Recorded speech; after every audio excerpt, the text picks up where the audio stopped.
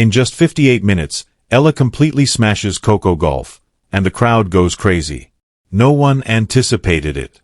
Not the fans, not the analysts, not even Gauff. The energy was different from the first serve. Electric, colder, and sharper. Eala was more than just a tennis player. She had a message to convey. Each blast was like a razor slicing through the air. Fire responded to every return. Gauff's confidence gradually eroded as her rhythm broke. With each rally, the crowd rose. A shout replaced the disbelief. And silence gave way to commotion when the last ball crossed the finish line. The past had just been altered. Beneath that 58-minute masterpiece, however, is a tale of rivalry, pressure, and covert retaliation that nobody anticipated. Because supremacy isn't always about power. The goal is to disprove everyone. There was silence prior to the eruption. Just before the game started, there was an odd, unsettling silence throughout the arena. Silence that seems to be a warning. Everyone was familiar with Coco Gauff, the youthful prodigy who took the world by storm, a Grand Slam winner, and a representation of the sport's future. Alex Eala was standing on the other side of the net. Calm, collected, underappreciated by many and unknown to others.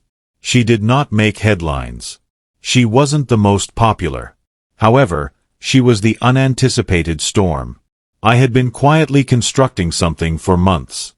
She spent late nights watching match tapes, endured long sessions in the sweltering sun, and overcame moments of doubt.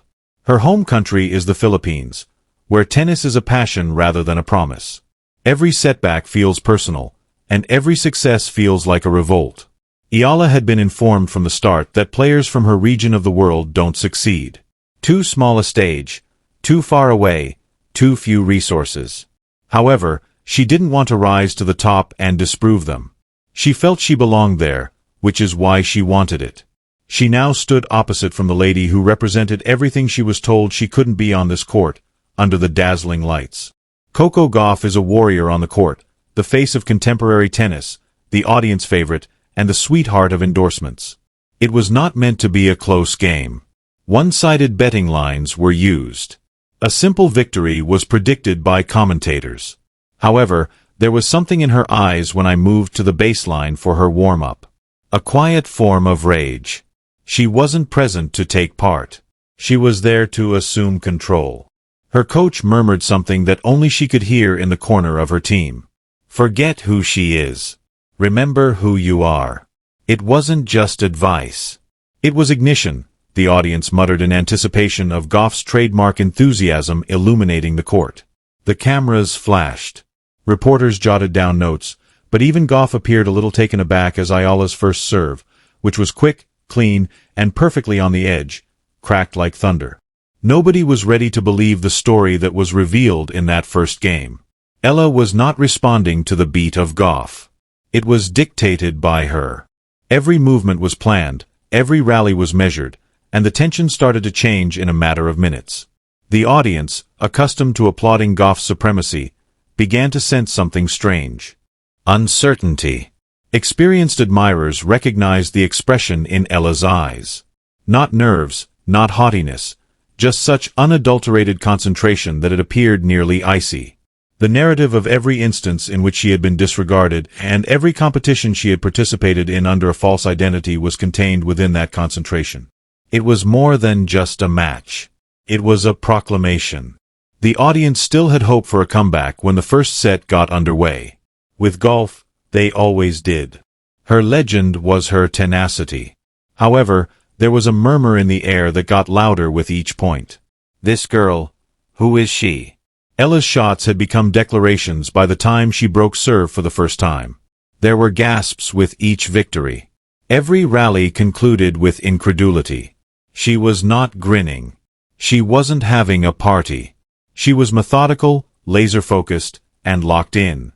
The fiery and ferocious Coco Gauff appeared human all of a sudden.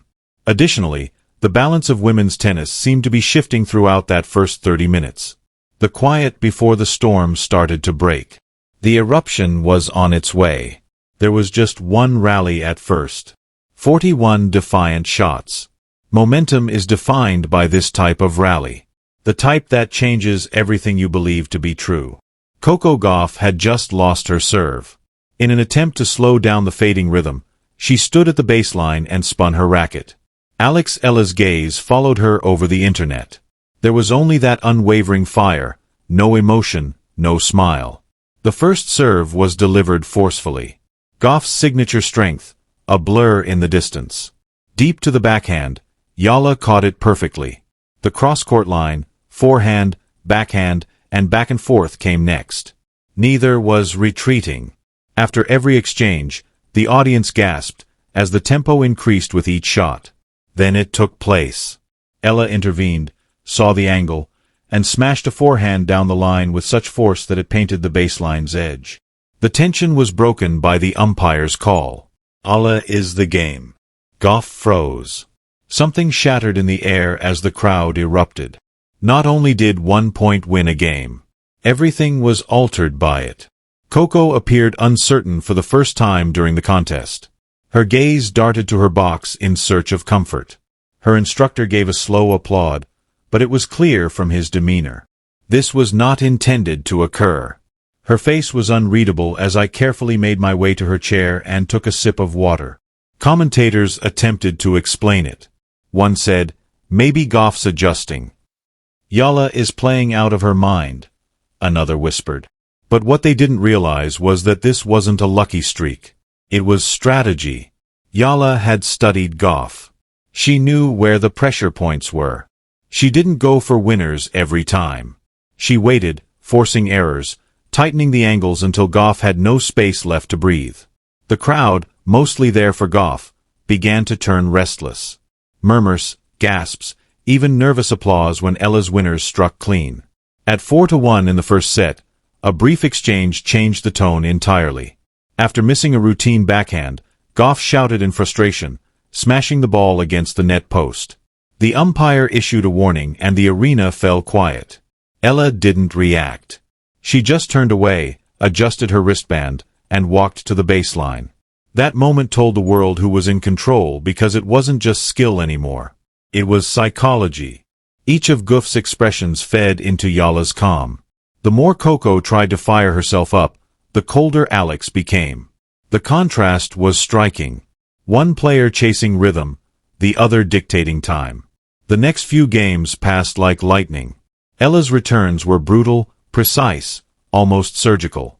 Her court movement felt effortless.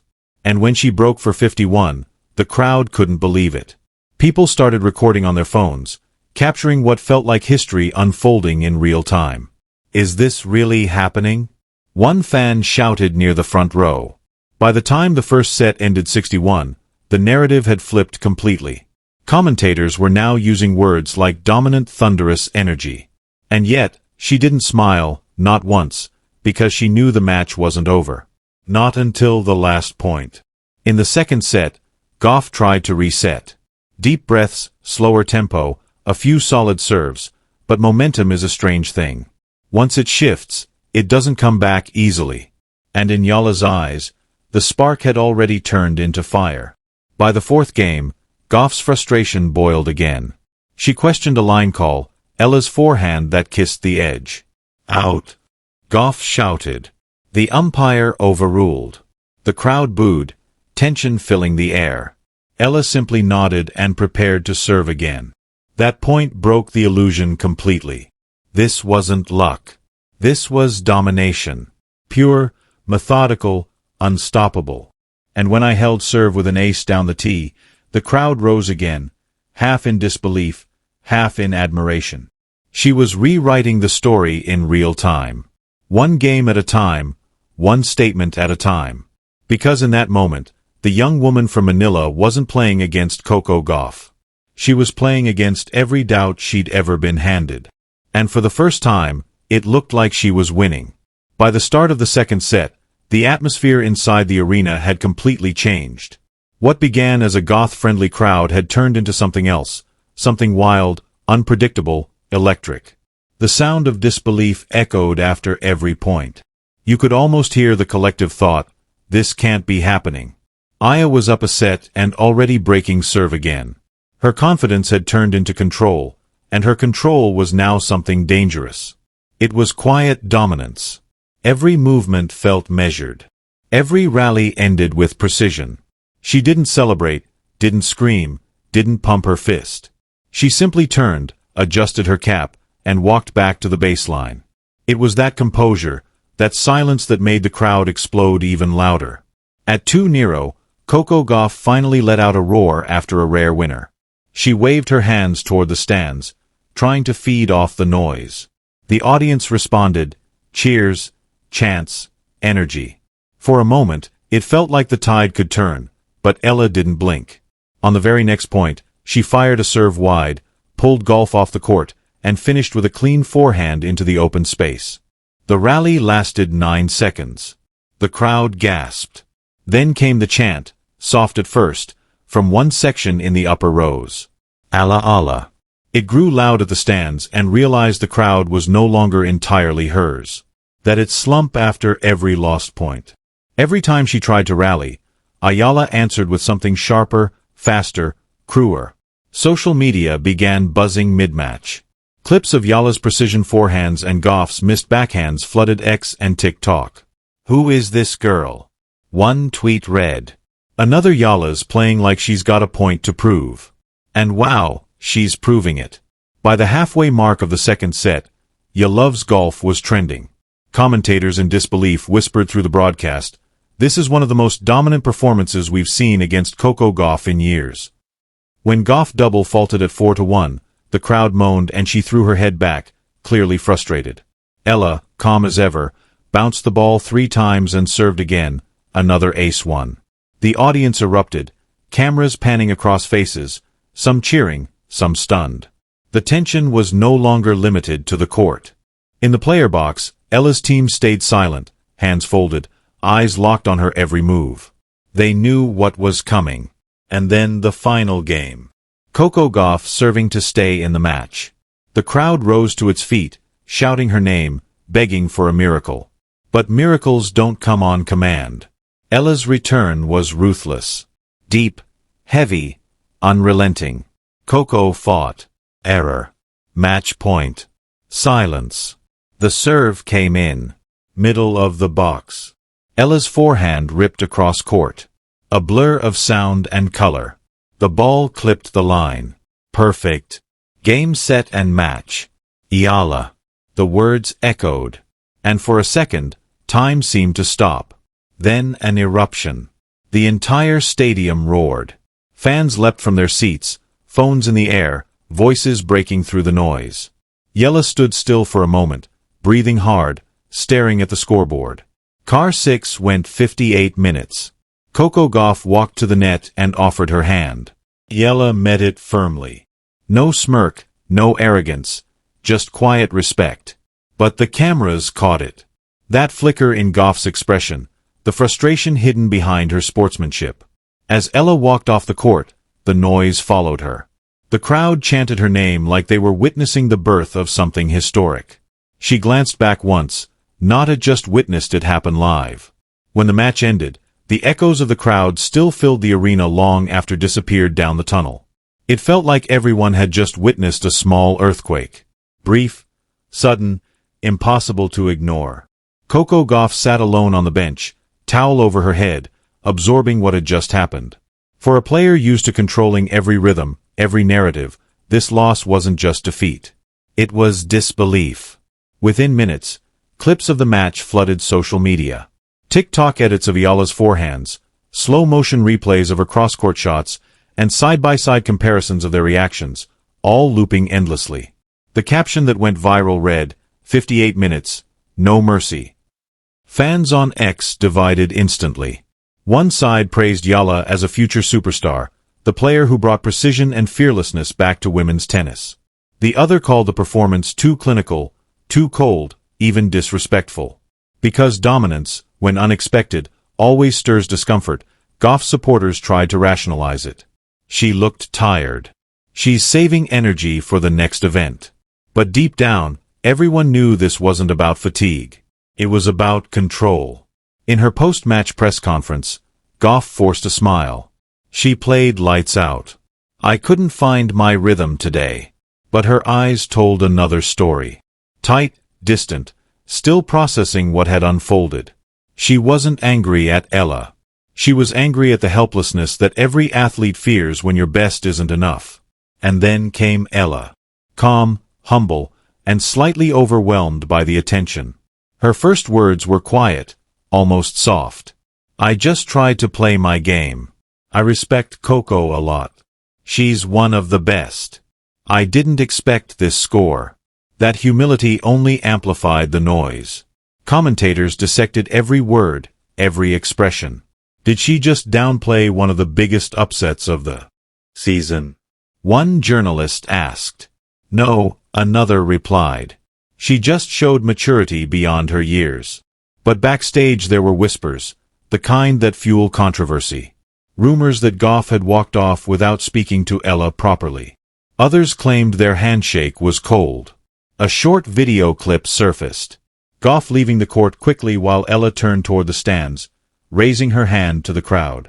That moment became a storm. Some headlines read, "Sportsmanship or Shade." After Ella's historic victory, Gauff leaves. Is a new rivalry emerging? The internet fed on it. Fans chose sides. Arguments broke out in comment sections. And hashtags like TrueStarTeam and TrustTeamGauff trended simultaneously. Meanwhile, analysts started asking uncomfortable questions. Was this the passing of the torch? Was Gauff's confidence shaken, or was this simply one bad day? And most importantly, was Eala ready for the spotlight she'd just earned?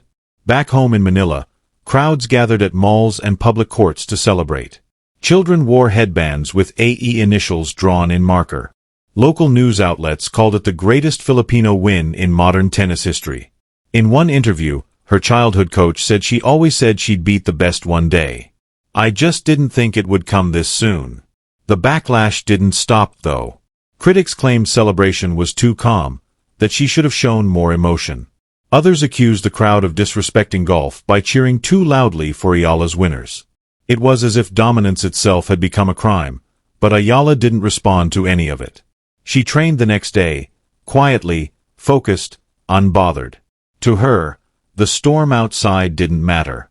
The only sound she cared about was the bounce of the ball on the court because she knew the noise would fade, the hype would die down. But history would remember. The noise eventually faded, as all noise does. The memes slowed down, the headlines moved on, and the firestorm of opinions started to quiet. But in the calm that followed, a different kind of truth began to surface. Alex Eala's win wasn't an accident. It wasn't a lucky day or a bad performance from Gauff. It was the result of something deeper. Months of quiet evolution. Behind the cameras and the viral clips was a story of obsession. Eala's team had studied Gauff's patterns for weeks before the match. Every serve angle, every footwork rhythm, every emotional tell. They built a strategy around patience. Let Coco swing first, let her attack, then counter when the space opened. It was tactical brilliance disguised as composure. But what truly separated Eala that night wasn't strategy, it was belief.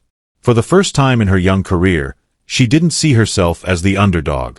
She walked on court not hoping to win, but expecting to. When she spoke privately to her coach later, her words were simple. "I didn't play to surprise anyone. I played to remind myself I belong here." Those words would echo through sports media for days because that was the essence of what fans had witnessed. A player stepping into her identity. Coco Gauff, to her credit, handled the loss with grace in the days that followed. In a later interview she said, "Losses like that remind you there's always someone out there working just as hard, maybe harder. It's inspiration." She smiled, but her tone carried weight. It was respect wrapped in determination. Analysts began to shift their tone, too. Some called it the beginning of a new rivalry. Others framed it as a changing of the guard. For the first time, Alex Eala's name was no longer followed by an asterisk. No more rising star. No more potential. She had arrived. But with every breakthrough comes a new kind of pressure. Her still in the middle of all the noise, she remained centered. She didn't post victory speeches or comment on the debates. Instead, she shared a single line on her social media. Thank you for believing. More work ahead. And that was it. Simple, humble, but powerful. Because the truth behind that 58-minute destruction wasn't just domination. It was transformation. Eala had crossed the invisible line between potential and power. From who is she to how far can she go? And while the tennis world kept speculating, one thing became clear. The match that stunned everyone wasn't just the end of a story. It was the beginning of a legacy. Weeks passed, but people still talked about it. The 58-minute shock.